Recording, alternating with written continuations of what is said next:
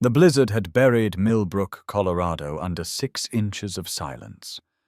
Carter Williams and his German shepherd Rex trudged through the pre-dawn darkness at 5:30, their breath ghosting in the frozen air. Rex suddenly erupted into frantic barking, clawing at the snow near Old Creek Bridge with desperate intensity. Carter's heart hammered as he brushed away the white powder.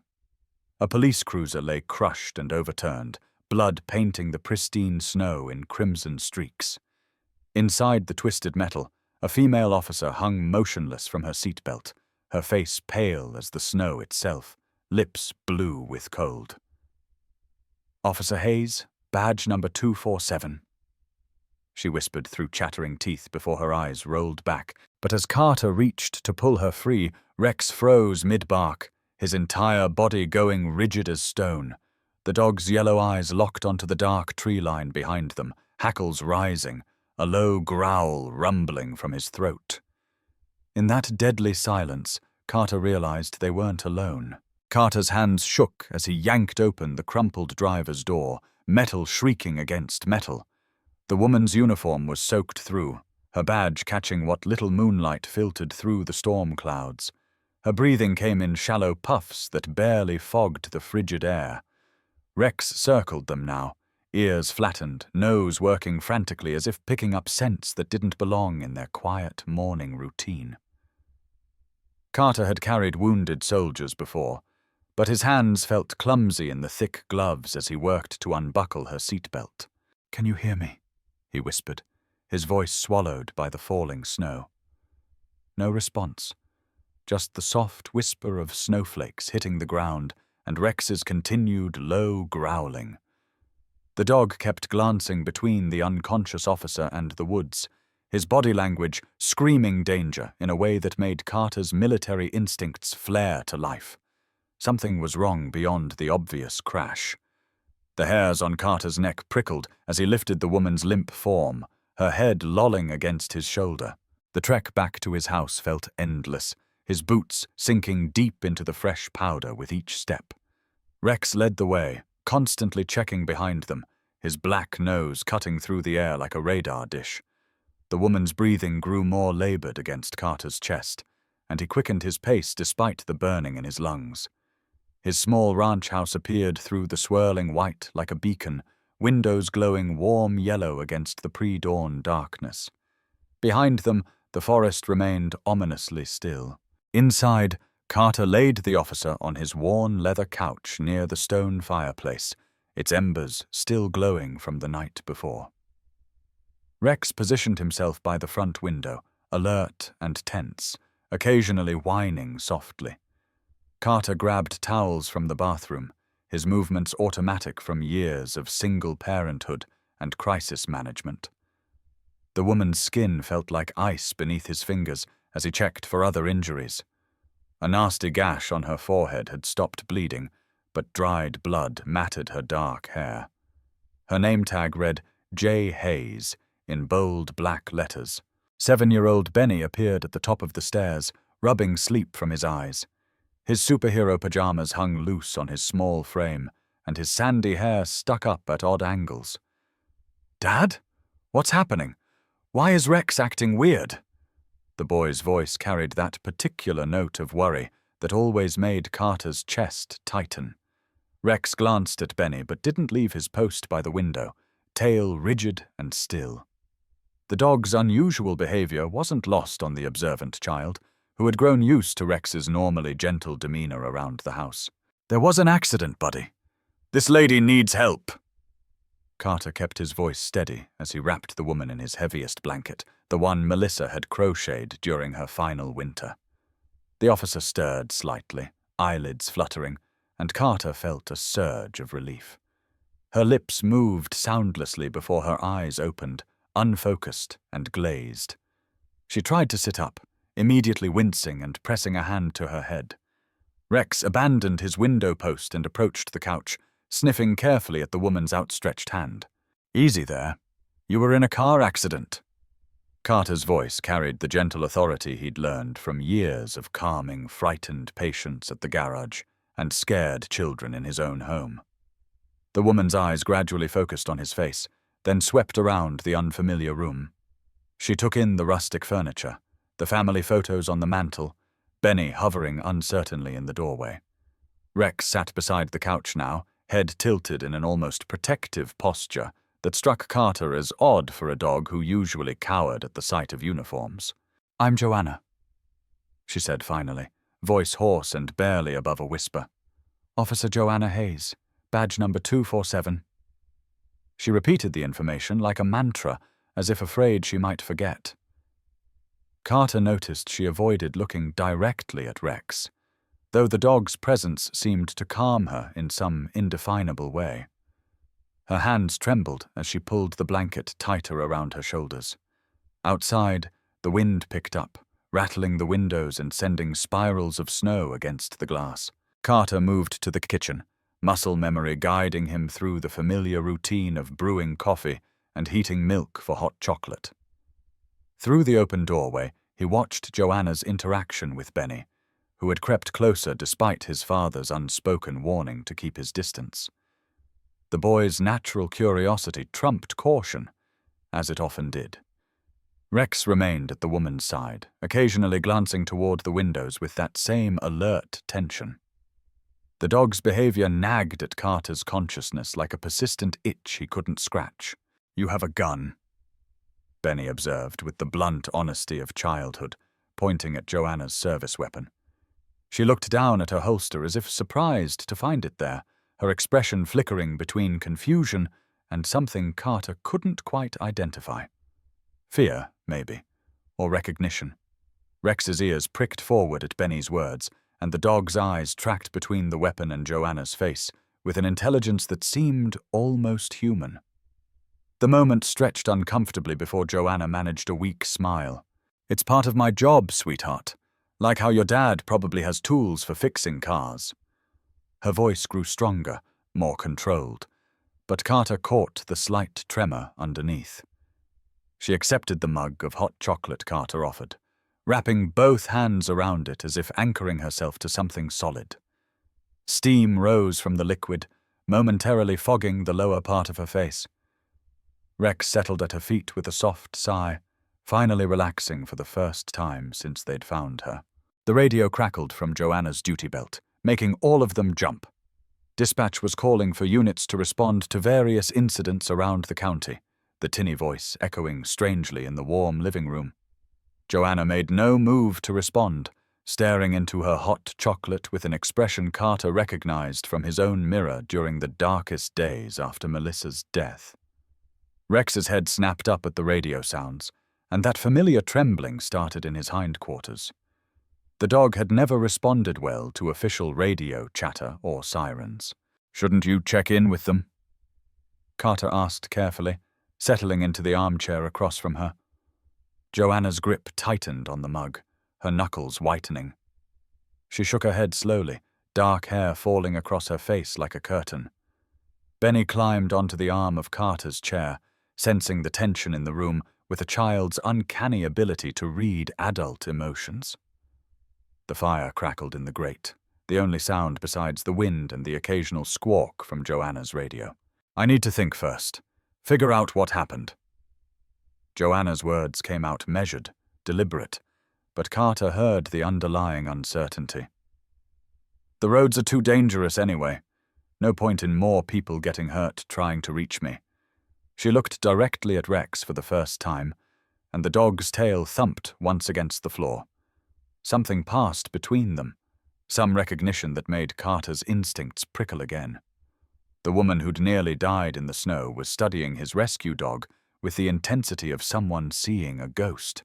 Morning light began filtering through the storm clouds, casting the snow-covered landscape in shades of blue and grey. The blizzard showed no signs of letting up, and the radio reported multiple accidents and road closures throughout the county. Carter found himself studying Joanna's profile as she stared out of the window, noting the way her hand unconsciously moved to Rex's head when the dog leaned against her legs. For an animal that typically shied away from strangers in uniform, Rex's behavior struck him as completely out of character. Rex doesn't usually warm up to people so quickly. Carter mentioned casually, testing the waters. Joanna's hand stilled on the dog's fur, and she turned to look at him with eyes that seemed older than her years. There was knowledge there, and pain, and something else that made Carter think of soldiers who'd seen too much combat. Rex whined softly and pushed his muzzle into her palm, a gesture of comfort the dog had only ever shown to Carter and Benny during their worst moments. "I had a dog like him once. Same breed, same coloring." Joanna's voice carried a weight that spoke of loss and grief barely held in check. 2 years ago, he was killed. The last words came out barely audible, and Rex's whine grew more insistent. Carter felt pieces of a puzzle shifting in his mind, connections forming that didn't quite make sense yet. The timeline felt wrong somehow, but he couldn't put his finger on why. Benny slipped down from the chair arm and approached Joanna with the fearless curiosity of childhood. "What was his name? Your dog?" Rex's tail wagged as the boy settled cross-legged on the floor beside them, creating a small circle of warmth near the fireplace. Joanna's smile was genuine this time, touched with sadness but real. She reached out to ruffle Benny's hair with her free hand, while continuing to pet Rex with the other. His name was Bruno." The hesitation was so brief Carter almost missed it, but Rex's ears flicked backward for just an instant. "He was a good boy, loyal, protective." Her voice grew distant, and Carter noticed she was looking at Rex rather than at Benny while she spoke. The dog's behavior grew more animated, tail wagging faster, and he pressed closer against her legs as if trying to offer comfort for a loss that seemed to resonate in his bones. The wind died down outside, leaving an eerie silence broken only by the occasional crack of settling snow and the soft hiss of the fire. Carter's phone buzzed with a text message, probably someone from town checking on him, and Benny given the severity of the storm. He ignored it, caught up in watching the interaction between his rescued dog and this mysterious woman who'd literally crashed into their quiet morning. Rex was behaving like he'd found something precious that he'd thought was lost forever. Days passed in a strange domestic routine that felt both natural and surreal. The roads remained impassable, giving Joanna no choice but to stay in their guest room. Carter found himself looking forward to her presence at their small kitchen table each morning, coffee steaming between them while Benny chatted about his dreams or the snow forts he planned to build. Rex had become her constant shadow, following her from room to room with devoted attention that both warmed Carter's heart and troubled his mind. But there were moments when Carter caught Joanna staring out windows with the alertness of someone expecting trouble. She checked the locks on doors she had no reason to worry about, and her hand often drifted unconsciously to her service weapon when unexpected sounds came from outside. Rex mirrored her vigilance, positioning himself between her and any potential threat with protective instincts that seemed disproportionate for a dog who'd only known her a few days. "Are you running from something?" Carter asked one evening after Benny had gone to bed. They sat in the living room, the fire casting dancing shadows on the walls while Rex dozed at Joanna's feet. Her hand stilled on the dog's fur, and Carter saw her shoulders tense beneath the borrowed sweater she wore. For a moment, her carefully maintained composure cracked, revealing something raw and frightened underneath. "I don't know what you mean." But her voice lacked conviction, and she wouldn't meet his eyes. Rex lifted his head, sensing the shift in her emotional state, and placed his muzzle on her knee in a gesture of comfort. The dog's behavior continued to puzzle Carter, this immediate and intense bond with a stranger who claimed to be nothing more than an accident victim. Everything about the situation felt like pieces of a story that didn't quite fit together.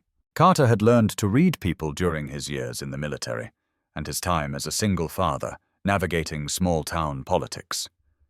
Joanna was hiding something significant, something that made her jump at unexpected sounds and caused her to unconsciously position herself with her back to walls. Rex's protective behavior suggested he sensed the same undercurrent of danger that Carter felt, but couldn't identify. The dog had been trained for protection once, before whatever trauma had landed him in the rescue facility. The next morning brought a break in the weather and a visitor Carter hadn't expected. Sheriff Rodriguez knocked on the door just after 8 a.m., his patrol car crunching through the snow in the driveway. Carter answered the door while Joanna retreated to the kitchen with Rex, both of them moving with a synchronization that spoke of practice. The sheriff's eyes swept the room as Carter invited him in, noting details with professional thoroughness. "Heard you had some excitement out here during the storm," Rodriguez said, accepting a cup of coffee and settling into the chair Carter offered. "Found an abandoned police cruiser down by Old Creek Bridge. Figured you might have seen something, living so close." His tone was casual, friendly even, but Carter caught the way the man's eyes lingered on the muddy footprints by the door and the extra coffee mug on the counter. "Just the usual storm cleanup. Rex and I stick close to home when it's that bad outside." Carter kept his voice level, though he wasn't entirely sure why he was deflecting. Something about the sheriff's presence made Rex growl low in his throat from the kitchen doorway, hackles rising despite Joanna's restraining hand on his collar. The dog's reaction was immediate and visceral, the same protective stance he'd shown at the accident site. Rodriguez's radio crackled with routine chatter, and Carter noticed Joanna's sharp intake of breath from the kitchen. Rex's growling intensified, and the dog pulled against Joanna's grip, every muscle in his body coiled for action. The sheriff glanced toward the kitchen doorway with renewed interest, his casual demeanor shifting subtly. Carter felt the atmosphere in the room change, tension ratcheting up like a wire being wound too tight. "Everything all right back there?" Rodriguez called out, half rising from his chair. Carter blocked his view of the kitchen with his body, instinctively positioning himself as a barrier. Rex's growling had become a continuous rumble now, and Carter could hear Joanna's soft voice trying to calm the agitated animal. The sheriff's hand drifted toward his service weapon, a movement so subtle Carter almost missed it. "Just the dog being territorial. He doesn't like strangers much." Carter's explanation fell flat even to his own ears, but Rodriguez nodded and settled back into his chair. The radio chatter continued, discussing routine patrol schedules and weather conditions, but Carter noticed the sheriff wasn't really listening. His attention remained focused on the kitchen doorway, where Rex's growling provided a constant undercurrent of menace. After Rodriguez left, promising to check in again soon, Carter found Joanna sitting at the kitchen table with Rex pressed against her legs. Her hands trembled as she held her coffee mug, and her face had gone pale beneath the fading bruises from the accident. The dog remained alert and agitated, ears pricked forward and eyes fixed on the front door as if expecting imminent danger. "You want to tell me what that was about?" Carter asked gently, settling into the chair across from her. Joanna's eyes darted to the window, then to the door, before finally meeting his gaze. Rex whined softly and pushed closer against her, offering comfort with his warm presence. The dog's behavior spoke volumes about bonds that ran deeper than a few days of acquaintance. "Not all cops can be trusted." The words came out flat and bitter, carrying a weight of experience that made Carter's chest tighten. "I learned that lesson 2 years ago. Rex knows it too." She looked down at the dog as she spoke, and Carter saw her facade finally cracking. This wasn't just about a car accident or storm delays. This was about survival, about running from something that had been chasing her for far too long. Rex's reaction to the sheriff had been immediate and protective, the response of a dog defending someone precious from a recognized threat. Carter thought about the timeline Joanna had mentioned, about the dog named Bruno who'd been killed 2 years ago, about Rex's mysterious past before the rescue center. The pieces were starting to form a picture that made his blood run cold with understanding. "Joanna," Carter said carefully, watching her face for reactions. "What really happened 2 years ago?"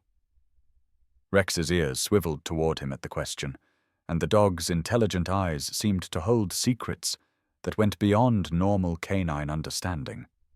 Joanna's composure finally shattered completely, tears spilling down her cheeks as she buried her face in Rex's fur. "My husband was murdered," she whispered into the dog's coat. "Detective Trevor Murphy, K9 unit. He and Rex were partners for 5 years before—" She couldn't finish the sentence, but she didn't need to. Carter felt the world shift around him as the final pieces clicked into place. Rex wasn't just any rescue dog. He was a retired police K9, traumatized by the loss of his partner and handler. The dog Carter had been caring for, the animal he'd watched bond instantly with this mysterious woman, wasn't responding to a stranger at all. Rex recognized Joanna because she was Trevor's wife, the woman he'd failed to protect when his partner was killed. The guilt and grief radiating from both woman and dog suddenly made perfect sense, as did Rex's protective behavior and his visceral reaction to Sheriff Rodriguez. Rex tried to save Trevor that night, but he couldn't. The trauma broke him, made him afraid of sirens and radios and uniforms. Except mine. Joanna's voice grew stronger as she continued, her hand never stopping its gentle motion through Rex's fur. "After Trevor died, they retired Rex early. Said he was too damaged for active duty.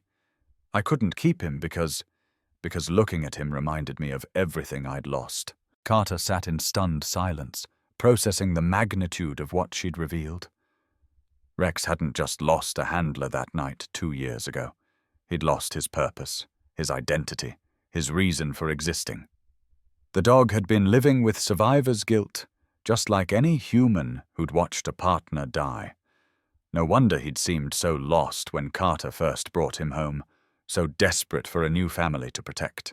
"But you found him again," Carter said softly, watching the reunion between woman and dog with new understanding.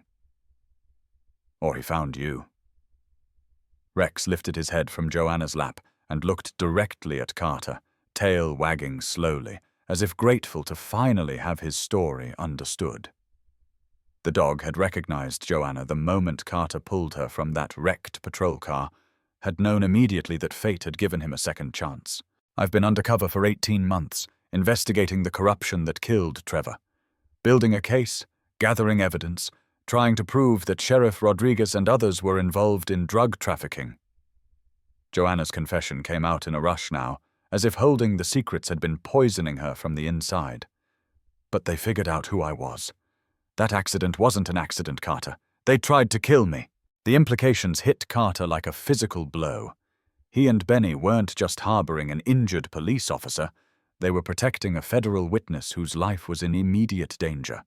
Rex's protective behavior, his constant vigilance, his reaction to Rodriguez's visit all made perfect sense now. The dog was doing what he'd been trained to do, what he'd failed to do 2 years ago when his partner died. Outside, a car engine rumbled to life in the distance, the sound carrying clearly through the cold air. Rex's head snapped up instantly, ears pricked and body tense.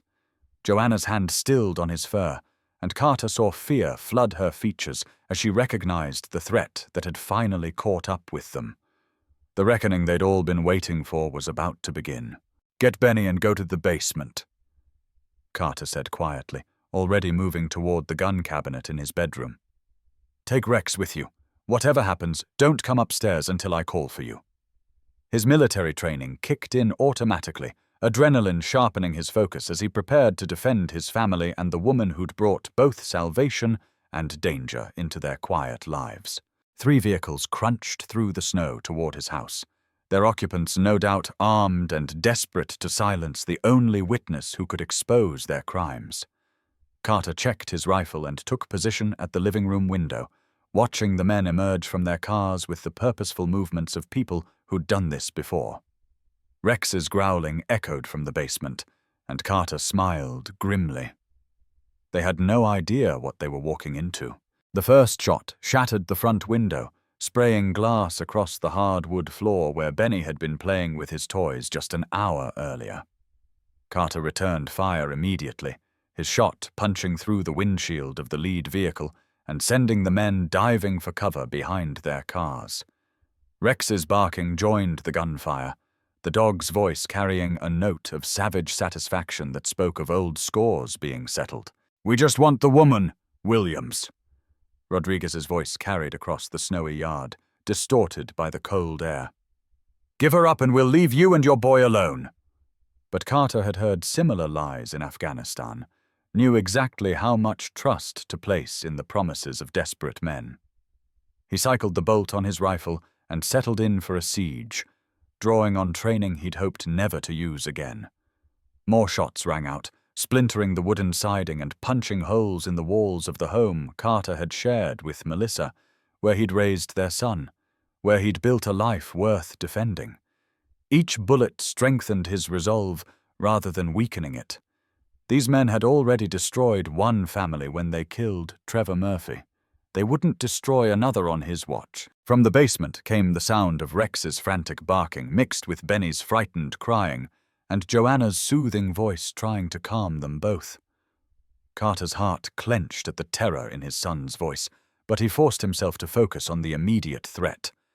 The attackers were spreading out, trying to surround the house, and he needed to thin their numbers before they could coordinate a final assault. His next shot took down Rodriguez, the corrupt sheriff spinning and falling into the snow with a cry of pain and rage. The remaining men opened up with automatic weapons, filling the air with lead and forcing Carter to take cover behind the stone fireplace. Chunks of masonry exploded around him, and he tasted dust and cordite in the air. Rex's barking grew more urgent from below, the dog's protective instincts screaming danger. The attack came from two directions simultaneously, exactly as Carter had expected from trained men.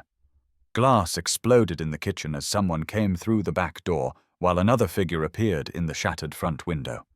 Carter's military reflexes took over completely, muscle memory guiding him through actions he'd performed countless times in combat zones half a world away. His shotgun roared twice in quick succession, the heavy load stopping both attackers in their tracks.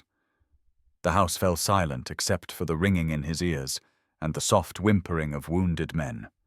Rex's barking had stopped too, replaced by an expectant quiet that suggested the immediate danger had passed. Carter moved carefully through his ruined home, checking each fallen man for weapons and signs of life. "It's over!" he called down to the basement, his voice hoarse from shouting and adrenaline. "They're down! It's safe now!" Footsteps on the basement stairs announced Joanna's approach, Rex's claws clicking on the wooden steps as he bounded up to check on his new pack leader.